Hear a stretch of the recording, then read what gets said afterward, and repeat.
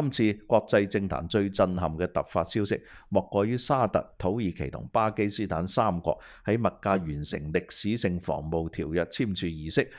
沙特王儲穆罕默德、土耳其總統埃爾多安、巴基斯坦總理夏巴茲親自現場簽字，隨後三方共同發布聯合聲明，確立跨中東南亞的全新集體安全機制。外界之所以即刻將呢份協議冠上中東版北約嘅稱號，最關鍵就係入面嘅集體防禦條款完全對標北約核心第5條規則。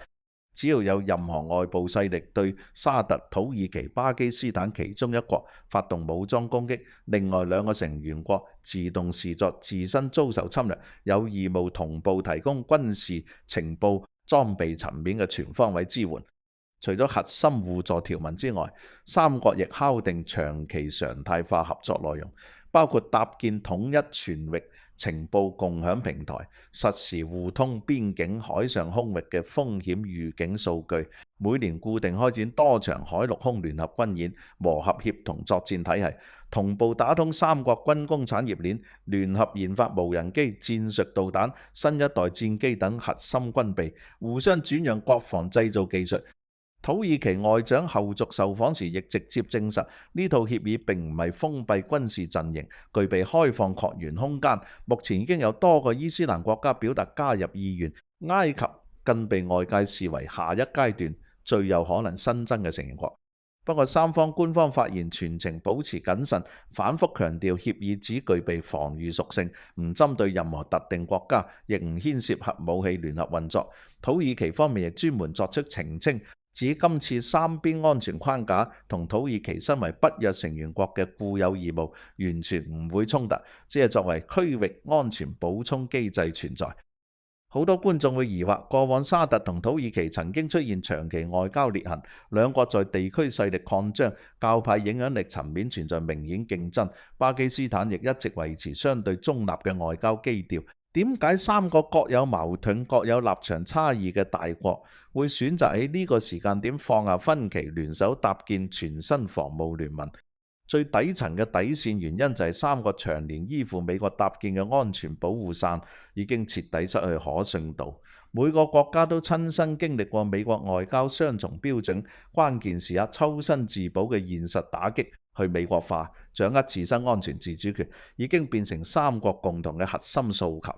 先講沙特嘅戰略盤算，作為海灣地區頭號產油大國，沙特手握龐大主權基金同能源外交話語權，每年軍費開支常年穩居全球前列。過去幾十年一直奉行石油換安全嘅合作模式，持續高額採購美製武器，向美國開放多處軍事基地，依賴美國軍事力量抵禦區域潛在威脅。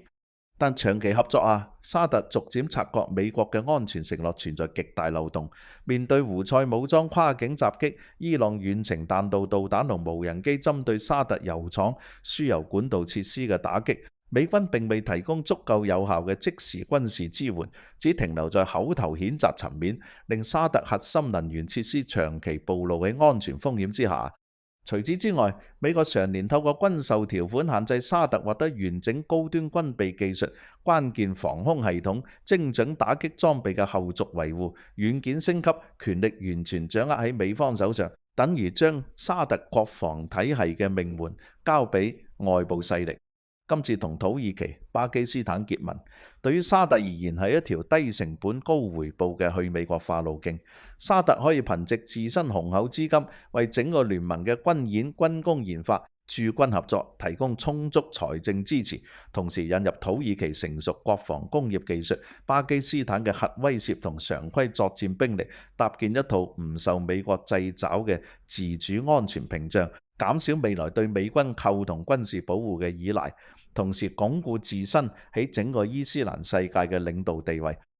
跟住拆解土耳其嘅深層考量，土耳其本身係北約第2大常備軍事力量，擁有規模龐大嘅 F-16戰機機隊，經過多年自主研發，已經建立起完整成熟嘅軍工產業鏈。無人機、電子戰裝備、護衛艦等裝備出口遍佈全球，軍工產業亦成為土耳其重要經濟增長支撐。但身為北約成員國嘅土耳其，長期同美國積累大量外交矛盾。當年土耳其決定採購外來遠程防空導彈系統，直接觸發美國反制。美方單方面將土耳其踢出 F-35隱形戰機聯合研發項目，永久凍結戰機交付計劃，同時限制多類高端軍工零部件出口至土耳其，直接阻礙土耳其國防升級步伐。在地緣事務層面，美國長年扶持敘利亞境內武裝勢力，直接威脅土耳其南部邊境穩定。面對土耳其提出嘅安全訴求，美方始終採取漠視拖延嘅態度。雙方在地中海油氣開發、中東勢力劃分等議題上面，亦持續對立。土耳其推動今次三國防務聯盟，核心目的有兩大層面。第一層就係突破美國同北約對自身軍工產業、區域外交嘅雙重束縛，透過同沙特、巴基斯坦深度軍工合作，開拓全新龐大軍備出口市場，將本土無人機、戰術裝備技術輸出至中東南亞，減少對西方軍工零部件同技術供應鏈嘅依賴，實現國防工業徹底自主。第二層就係擴大自身跨區域地緣話語權。過往土耳其嘅影響力主要局限於中東同地中海一帶，透過拉攏伊斯蘭世界兩大核心國家沙特同巴基斯坦結盟，土耳其得以將自身戰略輻射範圍延伸至南亞、印度洋沿岸，不再需要依附美國嘅全球戰略框架，獲得國際話語權，逐步建立屬於自己嘅區域影響力體系。再分析巴基斯坦嘅訴求。巴基斯坦係全球唯一擁有核武器嘅伊斯蘭國家，陸軍規模龐大，常年處於邊境對峙狀態，部隊具備豐富實戰積電、彈道導彈同戰略威懾體系完整。呢份獨一無二嘅戰略資產，亦係三國聯盟最核心嘅安全底牌。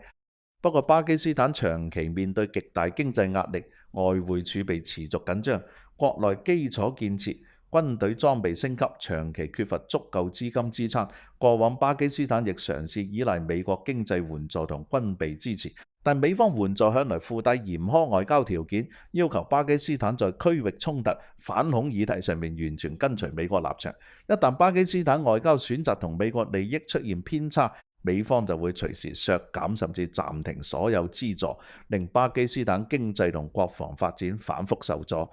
同沙特、土耳其達成防務合作之後，巴基斯坦可以穩定獲得沙特長期資金輸入，用於緩解國內經濟危機、升級常規軍備，同時引進土耳其成熟軍工製造技術，完善本土戰機、無人機生產產業鏈，降低長期採購西方昂貴軍備嘅財政負擔。從戰略安全層面，巴基斯坦亦透過呢個跨區域聯盟，搭建起橫跨中東南亞嘅戰略緩衝帶，不再獨自承受區域對峙帶來嘅安全壓力，同時脫離美國單方面綁架式嘅援助體系，外交層面獲得更大自主選擇空間，唔需要再為獲得經濟支援而被迫跟隨美國所有對外政策。從整體資源配置嚟睇，沙特、土耳其、巴基斯坦三國形成極為完美嘅互補閉環，外界亦簡單歸納成一句清晰概括：沙特負責出錢，土耳其負責出軍工技術同裝備，巴基斯坦負責提供常規作戰兵力同核威懾底牌，三者各自拿出自身獨特、無法替代嘅戰略資產，組合出一套完整獨立於西方之外嘅區域安全體系，並唔係簡單嘅臨時抱團取。